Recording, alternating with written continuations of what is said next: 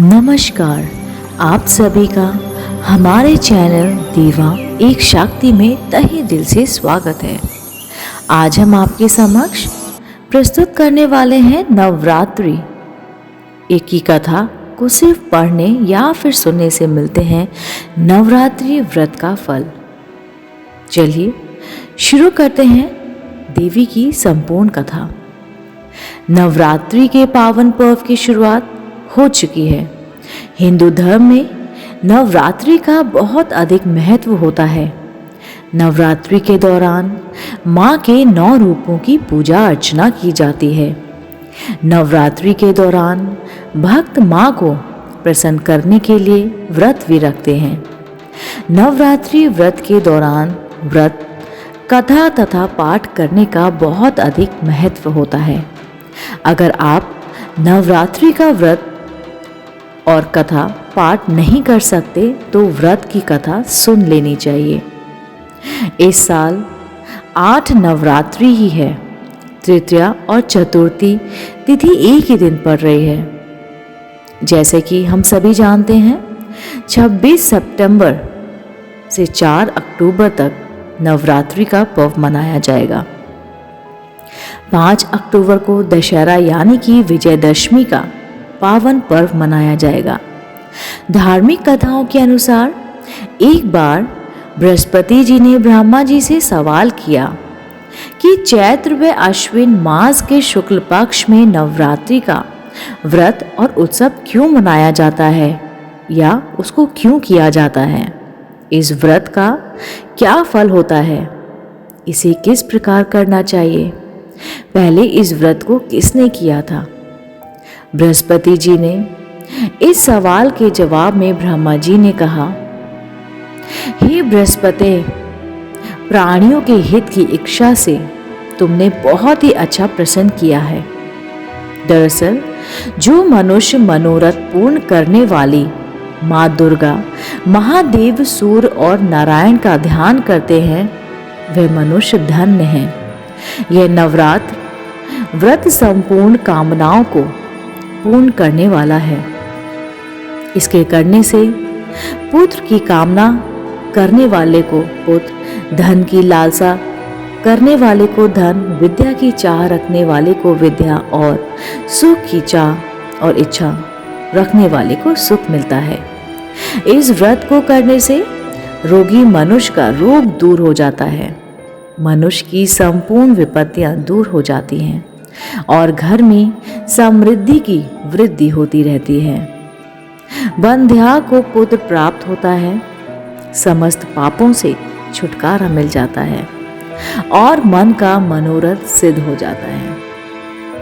ब्रह्मा जी के अनुसार जो मनुष्य इस नवरात्रि व्रत को नहीं करता वह अनेक दुखों को भोगता है और कष्ट व रोग से पीड़ित और अंगहीनता को प्राप्त होता है। उसके संतान नहीं होती, वह धन धान्य से रहित हो जाता है, भूख और प्यास से व्याकुल घूमता फिरता है तथा संज्ञाहीन हो जाता है। जो साधुआ स्त्री इस व्रत को नहीं करती वह पति सुख से वंचित हो नाना दुखों को भोगती है।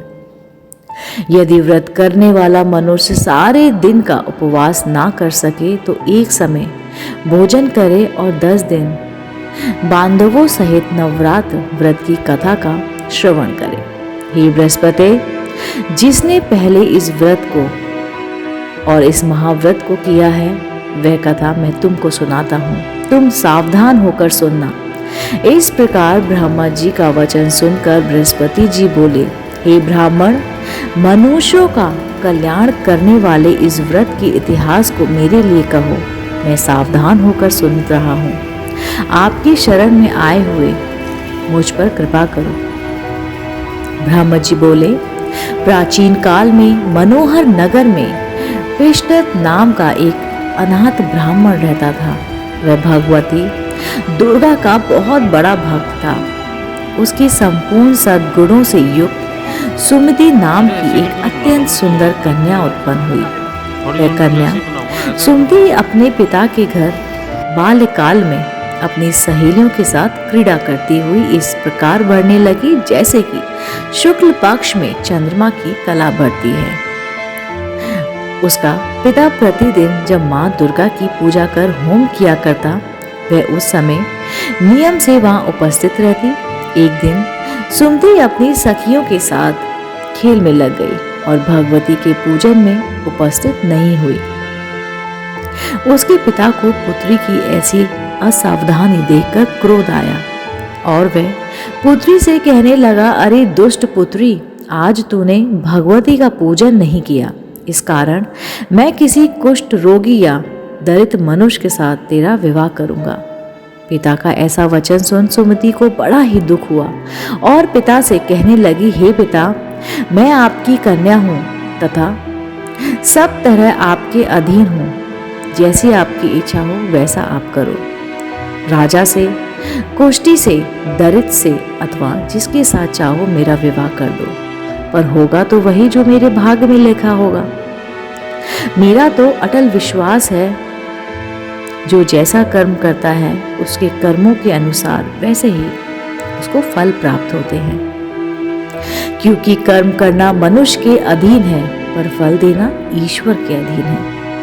जैसे अग्नि में पड़ने पर तृष्णादि उसको अधिक प्रदीप कर देती है, इस प्रकार कन्या के निर्भयता से कहे हुए वचन सुन उस ब्राह्मण को क्रोधित हो अपनी कन्या का विवाह एक कुष्ठी के साथ कर दिया और अत्यंत क्रोधित हो पुत्री से कहने लगा, हे पुत्री, अपने कर्म का फल भोगो, देखे भाग के भरोसे रहकर क्या करती हो। पिता के ऐसे कटु वचनों को सुन सुमति मन में विचार करने लगी, अहो मेरा बड़ा दुर्भाग्य है जिसे मुझे ऐसे पति मिला।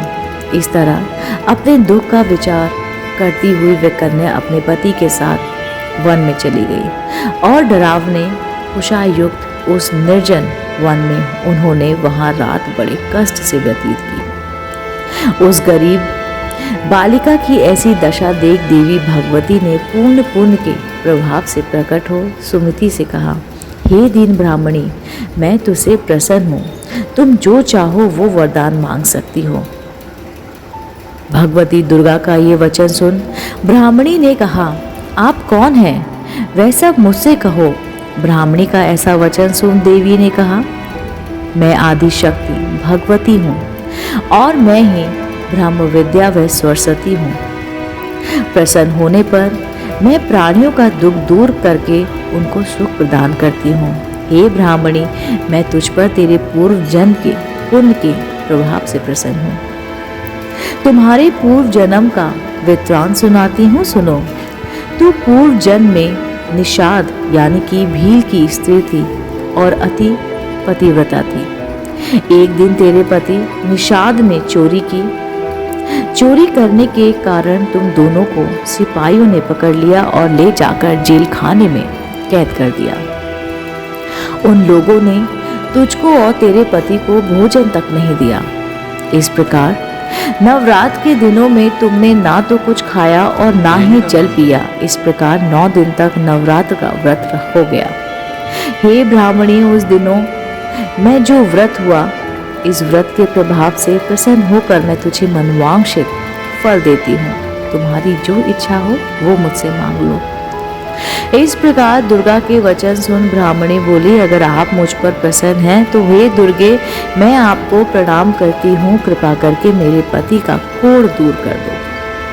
देवी ने कहा, उन दिनों तुमने जो व्रत किया था उस व्रत का 1 दिन का पुण्य पति का कोढ़ दूर करने के लिए अर्पण करो।